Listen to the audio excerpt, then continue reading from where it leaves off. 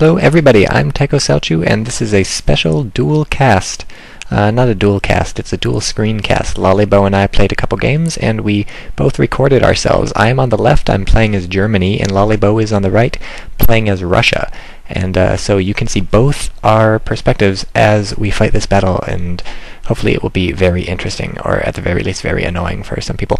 So we have both gone with submachine gunners right off the bat. That's going to give Lollybo the advantage because the Russian submachine gunners are a stronger submachine gun squad. They have those 71 round magazine drum things, and they fire pretty fast, and that just makes them more useful. Then I bought a rifleman squad right off the bat. I sent most of my submachine gunners. I sent 3 of them. No, I didn't send most. I sent 3 submachine gunners to the left and 3 submachine gunners near the middle. Looks like Lollybo sent some submachine gunners to the right, which is his left. That's a little confusing because we're looking in different directions, but he sent 4 submachine gunners to the middle and 2 to my right. I'm going to be focusing mostly on the left screen for the cardinal direction. So you see the right has been capped and the left has been capped by me. Lollybo has the right, I have the left.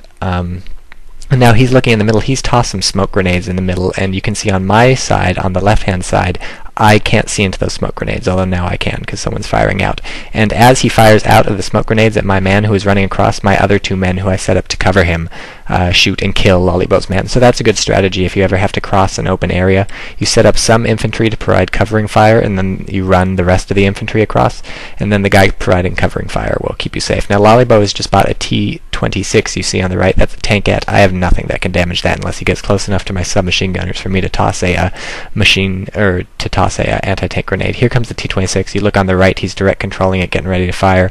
If you look on the left, I'm trying to manage my infantry to get them out of danger. Whenever they get hurt, I try and move them out of danger so they can heal up, and that's what I'm doing to that guy on the left behind the house. But I set up some sandbags in the middle of the street, and hopefully those will help me against Lollybo's T-26, which is now shelling me mercilessly. My guy is caught in the open. He's trying to run. He gets hit, though, by a high explosive shell. And Lollybo's just moving in with his T-26. He's being pretty cautious firing. You saw that shot. If you were looking on the left, you saw that wall completely protect my guy from the shot. High explosives do really good damage to infantry, but if you're behind any sort of cover, they do almost nothing if they don't penetrate the cover. And, of course, they rarely penetrate. They mostly just explode. So sandbags or walls or something, huge protection from high explosives if you're crouching behind him. So he's doing a good job with his T-26. He's being cautious, but he's shelling what he can see. He's not running straight in to get shot by me, but he's staying back and doing some damage. Meanwhile, I'm trying to push up on the right. I have my riflemen. I'm trying to spread them out. Now I'm engaged in a fight with Lollybo. I go prone so that I will do some damage and not take as much, but he's behind cover, so I actually do manage to kill him because he's a submachine gunner, and I had 2 riflemen and he only had 1, so I outshot him, and so now I'm moving in on the right. He's looking on the left. You see he's behind the tank.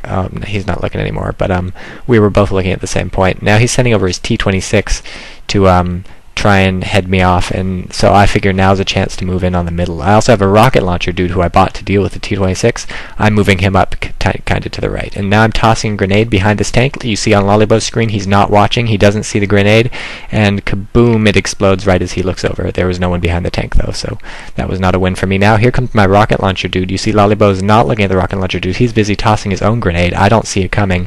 He's sending in some infantry now to deal with my forces, and I get a rocket launcher shot off, but his T-26 survives somehow. I have no idea how the T-26 survived. He just grenaded himself and lost his tank.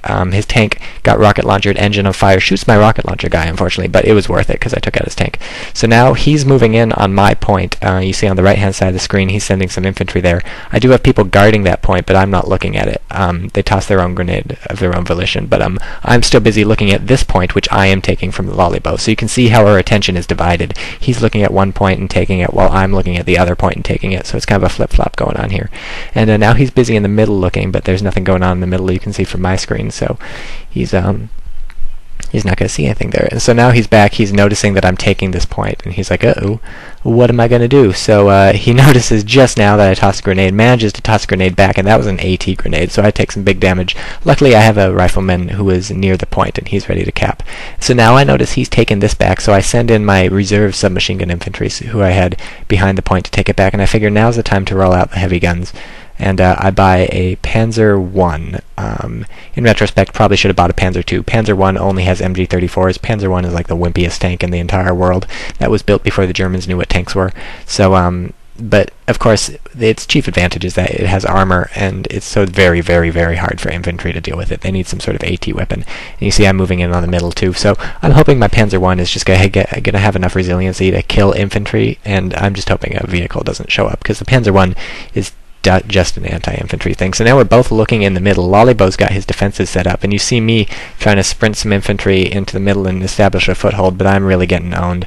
I tried to set up a flank, and I did set up a flank, and I hurt some people, but I just don't have the infantry power to take on Lollybo, especially because he has a machine gunner behind those sandbags. So I tried to flank him, but I didn't do quite enough damage, and so it's going to be tough for me to take the middle. I'm going to have to take out that machine gunner. My guy be prone behind the car, get shot. So now I buy a Panzer II Lux. I can't remember how to pronounce it. Someone posted how to pronounce it. Here's Lollybo with a flamethrower, though. Whoosh, whoosh, whoosh. But I buy a Panzer II. Panzer II better than a Panzer I. Against infantry, it's better just because it has a better cannon, but it's only slightly better. The real big difference is that it's got a heavy autocannon or whatever, and it can hurt enemy vehicles. So my plan here is to use the Panzer I just to shoot infantry, and the Panzer II to deal with any light vehicles the opponent rolls out.